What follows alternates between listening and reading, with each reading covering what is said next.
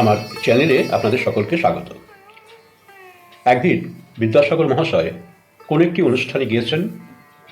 হঠাৎই কোনো এক ব্যক্তি তার উদ্দেশ্যে পায়ের চটিটি ছুঁড়ে মেরেছেন।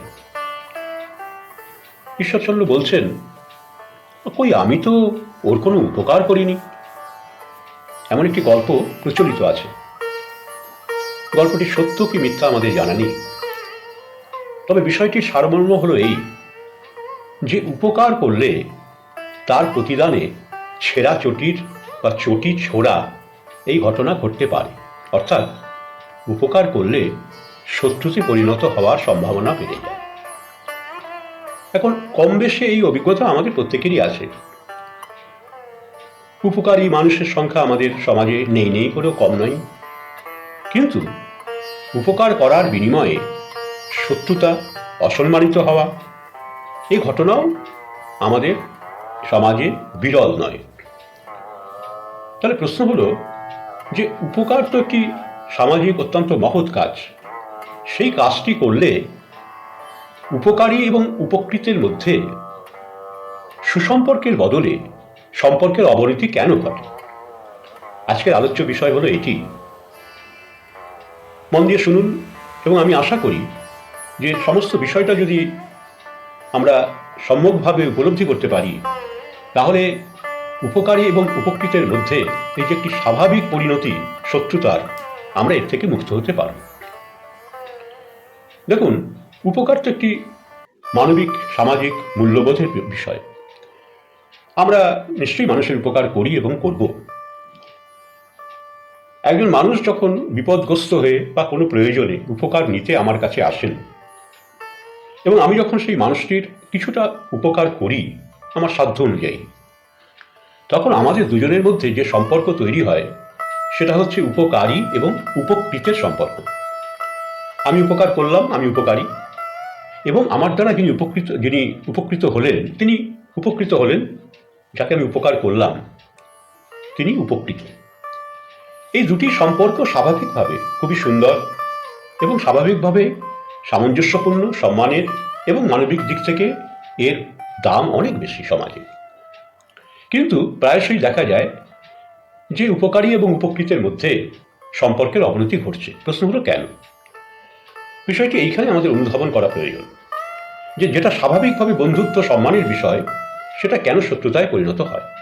এর মূল কারণ হচ্ছে একটি উপকার সংগঠিত হওয়ার পরে উপকারী এবং উপকৃতের মধ্যে যে সম্পর্ক তৈরি হয়, সেই সম্পর্কটিকে বজায় রাখতে গেলে আমাদের যা যা করণীয় তা আমরা যদি না করি, তাহলে সেই সম্পর্কটা শত্রুতায় পরিণত হয়। তাহলে আমাদের কি করা উচিত? প্রথম, আপনি যদি কারো উপকার করে থাকেন, আপনি ভুলে যান যে আপনি কোনো উপকার করেছিলেন। এখন প্রায়শই আমরা যেটা করে থাকি তা হচ্ছে এই, একটি উপকার করার পরে আমরা বারবার আমার দ্বারা যিনি উপকৃত হলেন তাকে বারবার আমি এটা বোঝাবার চেষ্টা করি যে এই আমি তোর কিন্তু উপকার করেছি। যখন একটি মানুষ উপকার নেন, তিনি বিপদগ্রস্ত হয়ে নিতে পারেন, প্রয়োজনে নিতে পারেন, নানান কারণে মানুষ যখন উপকার নেন, তখন মূলত কি হয়, তার মধ্যে একটা হীনমন্যতা তৈরি হয় যে আমাকে উপকার নিতে হলো। এই হীনমন্যতা তিনি বহন করেন। যদি উপকারীর পক্ষ থেকে এই বিষয়ে তাকে বারবার পুনর্বার স্মরণ করিয়ে দেওয়া না হয়, তাহলে উপকৃত ব্যক্তিটি ধীরে ধীরে তার মধ্যে যে হীনমন্যতা তা তিনি জয় করে ফেলেন। কিন্তু যদি উপকারী বারবার তাকে তার উপকার সম্পর্কে তাকে বলতে থাকেন, বোঝাতে থাকেন, জানাতে থাকেন, তাহলে কি দাঁড়ায়, এই হীনমন্যতা ধীরে ধীরে একটা শত্রুতার পরিণত হয়, আক্রোশে পরিণত হয়, ঘৃণায় পরিণত হয়। একটি মহৎ সৎ কাজ সর্বশেষে শত্রুতায় পরিণত হয়। তাই উচিত উপকার করুন, নিশ্চয়ই করবেন, করতে হবে আমাদের উপকার মানুষকে। সমাজের এটা একটা অত্যন্ত মহৎ কাজ, কিন্তু উপকার করে ভুলে যান। এমনকি উপকৃত ব্যক্তি যদি আপনার কাছে বারবার বলতেও আসে, দাদা আপনি আমার উপকার করেছিলেন, খুব আমার উপকার হয়েছিল, আপনি বলবেন না না মশাই, এ আর কি কাজ, যে কেউ থাকলে এই কাজ করত।